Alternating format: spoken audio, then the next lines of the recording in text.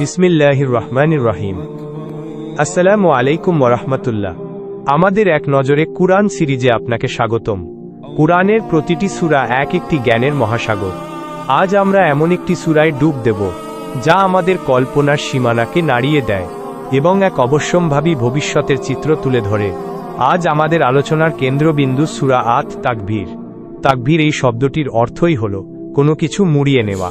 সূরার প্রথম আয়াতেই এই শব্দটি ব্যবহার করে জানানো হয়েছে সেই দিনের কথা, যেদিন সূর্যকে অন্ধকারে মুড়িয়ে নেওয়া হবে আর আলোহীন হয়ে পড়বে গোটা পৃথিবী।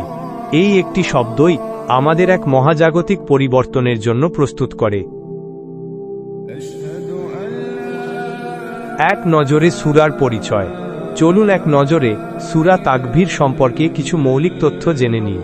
বর্তমান কুরআন মাজিদের বিন্যাস অনুযায়ী এটি ৮১ নম্বর সূরা, যা সূরা আবাসার পরে এবং সূরা ইনফিতারের আগে স্থান পেয়েছে। তবে নাজিলের ধারাবাহিকতা অনুযায়ী এটি ছিল ইসলামের একেবারে প্রাথমিক যুগে নাজিল হওয়া সপ্তম সূরা। এর আগে সূরা লাহাব এবং এর পরে সূরা আলা নাজিল হয়েছিল। এটি একটি মাক্কি সূরা, যার আয়াত সংখ্যা ২৯। শানে নুজুল এবং নাজিলের প্রেক্ষাপট। এখন প্রশ্ন হল, কি প্রেক্ষাপটে এই শক্তিশালী সূরাটি নাজিল হয়েছিল? এর শানে নুজুল বা নাজিলের প্রেক্ষাপট আমাদের দুটি কেন্দ্রীয় বিষয়কে বুঝতে সাহায্য করে: আখিরাত ও রিসালাত। এই সূরার শুরুর অংশটি নাজিল হয়েছে কিয়ামাতের বিভীষিকাময় পরিস্থিতির বর্ণনা তুলে ধরতে। প্রথম ৬টি আয়াতে কিয়ামাতের প্রথম পর্বের এক পরিষ্কার চিত্র ফুটে উঠেছে।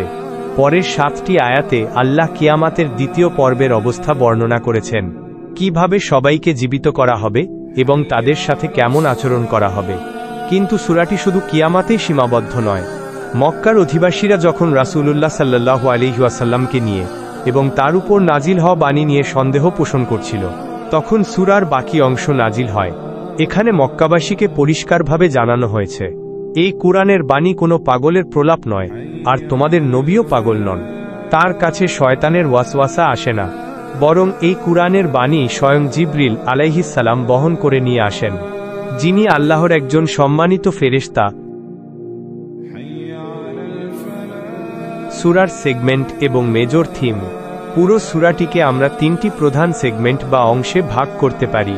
প্রথম অংশে, অর্থাৎ সূরার শুরু থেকে মধ্যভাগ পর্যন্ত, আল্লাহ তাআলা কেবল কিয়ামাতের ভয়াবহতার বর্ণনা দিয়েছেন। এর পরবর্তী অংশে কিয়ামাতের সত্যতা নিশ্চিতকারী হিসেবে কুরআন, সম্মানিত ফেরেশতা জিবরিল আলাইহিস সালাম এবং রাসূল সাল্লাল্লাহু আলাইহি ওয়াসাল্লামের বৈশিষ্ট্য তুলে ধরা হয়েছে। এবং সবশেষে এটা স্পষ্ট করা হয়েছে যে এই মহিমান্বিত কুরআন কেবল তাকেই পথ দেখায় যে নিজে সঠিক পথে চলতে চায়। আয়াত ভিত্তিক বিষয়বস্তু বা ওভারভিউ। বিষয়বস্তু অনুযায়ী আয়াতগুলোকে এভাবে ভাগ করা যায়: আয়াত ১ থেকে ৭, এখানে বিভীষিকাময় কিয়ামাতের কিছু চিত্র তুলে ধরা হলো। আয়াত ৮ থেকে ১১, সেদিন মানুষের আমলের খাতাগুলো মেলে ধরা হবে এবং তাদের চূড়ান্ত জিজ্ঞাসাবাদ করা হবে। আয়াত ১২ থেকে ১৪, অস্বীকারীদের জন্য জাহান্নামকে প্রস্তুত করা হবে এবং অনুগত লোকদের জান্নাতে কাছে নিয়ে আসা হবে। আয়াত ১৫ থেকে ২১, ৩টি বিষয়ের শপথ করে আল্লাহ তাআলা কুরআনের সত্যতার ঘোষণা দিলেন। আয়াত ২২ থেকে ২৪, এখানে বলা হয়েছে যে মুহাম্মদ সাল্লাল্লাহু আলাইহি ওয়াসাল্লাম পাগল নন, তিনি কুরআন বানিয়ে বলেন না বা এর বাণী লুকিয়েও রাখেন না। আয়াত ২৫ থেকে ২৯, সবশেষে বলা হয়েছে এই কুরআন সকল ধরনের ত্রুটি থেকে মুক্ত এবং এটি বিশ্বাসীকে আল্লাহর কথা স্মরণ করিয়ে দেয়। সূরার সেন্ট্রাল থিম কিয়ামাতের সূচনা ও শেষ বিচারের বাস্তবতা। এক কিয়ামাত যখন শুরু হবে, তখন চারিদিকে ব্যাপক বিপর্যয় শুরু হয়ে যাবে। ২ মানুষের অবস্থা। কিয়ামাতের দিন মানুষ তার আমল নিয়ে আল্লাহর সামনে হাজির হবে। সেদিন সে জানতে পারবে দুনিয়া থেকে সে কি ভালো বা মন্দ আমল নিয়ে এসেছে। ৩ ওহীর নিরাপত্তা বলয়। কুরআন নিয়ে দুনিয়াতে নেমে আসতেন জিবরিল আলাইহিস সালামের মতো বিশ্বস্ত ফেরেশতা, আর বহু ফেরেশতা তার সামনে পেছনে পাহারায় থাকতেন। ৪ রাসূল ও গণমানুষ। রাসূল সাল্লাল্লাহু আলাইহি ওয়াসাল্লামকে পাঠানো হয়েছে মানুষকে সতর্ক করতে, আর মানুষকে আল্লাহ দিয়েছেন স্বাধীন ইচ্ছা শক্তি। চাইলে সে সত্য গ্রহণ করতে পারে, আবার মুখ ফিরিয়েও নিতে পারে, তবে মুখ ফিরিয়ে নিলে আছে শাস্তির ব্যবস্থা। রিফ্লেকশনস ও তাদাব্বুর কুরআনের বাণী কালজয়ী। 1400 বছর আগে নাজিল হলেও এর শিক্ষা আজও আমাদের জীবনের জন্য প্রাসঙ্গিক। সূরা তাকবীরের 7 নম্বর আয়াতটি আমাদের গভীরভাবে ভাবতে বাধ্য করে। সকল মানুষকে তাদের নিজ নিজ প্রকৃতির মানুষের সঙ্গে মিলিয়ে দেওয়া হবে। একটু ভাবুন, এই আয়াতের মর্মার্থ কি? যাদের সাথে আপনার ওঠা বসা, যাদের প্রতি আপনার অন্তরের আকর্ষণ, কিয়ামতের দিন তাদের সাথেই আপনাকে মেলানো হবে। আপনার হৃদ্যতা যদি আল্লাহওয়ালা মানুষদের সাথে হয়, তবে আপনার জন্য রয়েছে সুখবর, পরকালেও আপনি তাদের সঙ্গী হবেন। কিন্তু আপনার বন্ধু যদি হয় আল্লাহর দুশমন, আর তাদেরকেই আপনার ভালো লাগে, তবে আপনার জন্য রয়েছে বড় দুঃসংবাদ, তাদের সাথেই হয়তো আপনাকে জাহান্নামে থাকতে হবে। সুতরাং কাকে বন্ধু বানাবেন, কার লাইফস্টাইল জীবন গড়বেন, ভাবুন। পরকালে কিন্তু ভাবার সুযোগ মিলবে না। এই সূরার 8 ও 9 নম্বর আয়াত জাহিলিয়াতের এক অন্ধকার প্রথাকে তুলে ধরে, যা আজও কোনো না কোনো রূপে আমাদের সমাজে বিদ্যমান। জীবন্ত পুঁতে ফেলা মেয়েকে জিজ্ঞেস করা হবে কি অপরাধে তাকে হত্যা করা হয়েছিল। আজকালও আমরা দেখি, মেয়ে সন্তান হলে অনেকে মন খারাপ করে, তাদের চেহারা কালো হয়ে যায়। হাসপাতালের ময়লার বাক্সে বা ডাস্টবিনে জীবন্ত নবজাতক পাওয়া যায়। 1000 বছর পেরিয়ে গেলেও সেই বর্বর মানসিকতার পুরোপুরি পরিবর্তন হয়নি। ইসলাম এটাকে কঠোরভাবে নিষিদ্ধ করেছে।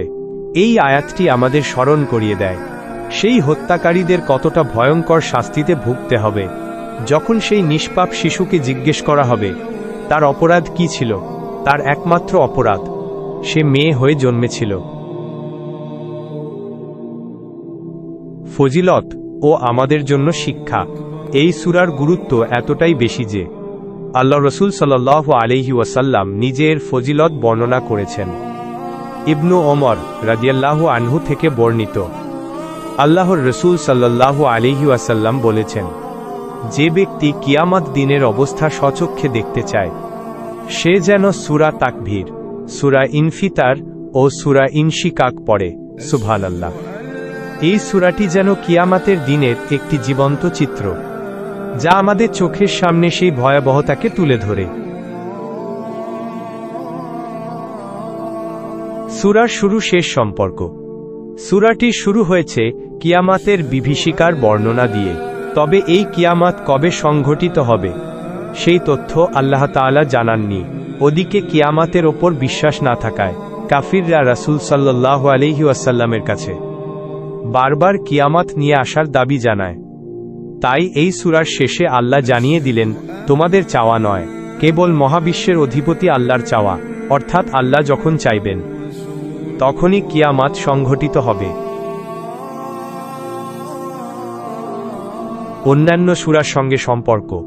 এই সূরার আগের সূরা হল সূরা আবাসা, যা শেষ হয়েছে কিয়ামতের কান ফাটানো আওয়াজের দিন সম্পর্কে কাফিরদেরকে সাবধান করে দিয়ে।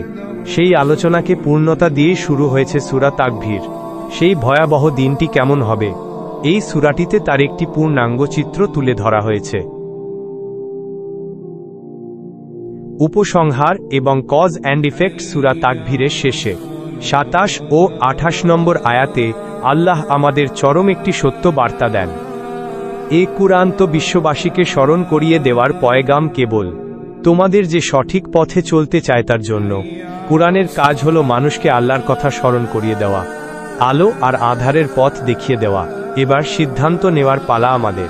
বহু মানুষ এই কুরআনকে সরল মনে গ্রহণ করে সঠিক পথ খুঁজে পেয়েছে, আবার অনেকে এর অপব্যাখ্যা করে বা নিজের মনমতো ব্যাখ্যা করে বিপদগামী হয়েছে এবং নিজের সাথে অন্যদেরও শাস্তির মুখে ঠেলে দিয়েছে, কারণ সে শুরু থেকেই ইচ্ছে করে আলোর পথে যেতে চায়নি।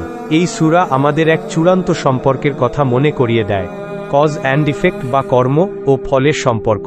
যদি আখিরাত সত্যি হয়, তবে আমাদের সব কিছু মহান আল্লাহ দেখবেন।